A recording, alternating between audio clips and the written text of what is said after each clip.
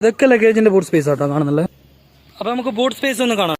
ഇതാണ് boot space. കണ്ട ധാരാളം സ്ഥലം ഉണ്ട് കേട്ടോ. നമുക്ക് ഇഷ്ടം പോലെ സാധനങ്ങളിൽ വെക്കാൻ പറ്റും. ഇത് വണ്ടിന്റെ ബാറ്ററി കാര്യങ്ങളൊക്കെ വരുന്നൊരു സ്ഥലമാണ്. ചെറുങ്ങനോട് വരുത്തി പോയി നിന്നല്ലേ.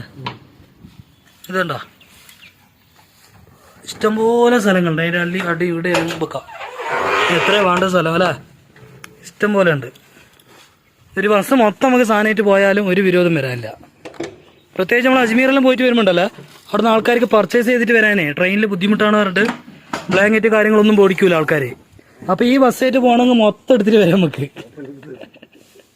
ഇത് കണ്ട നിങ്ങള് ഈ ബസ്സിന്റെ ബൂട്ട് സ്പേസ് കണ്ടാൽ നിങ്ങൾ അത്ഭുതപ്പെടുത്തണ്ട, വളരെ അത്ഭുതമാട്ടോ. അതണ്ട ഇഷ്ടംപോലെ സ്ഥലം. നിങ്ങൾ സ്വന്തമായിട്ട് ട്രിപ്പ് പോകുമ്പോൾ നിങ്ങൾക്ക് എന്തെല്ലാം കൊണ്ടുവരണം എല്ലാം ഇതിലുണ്ട്.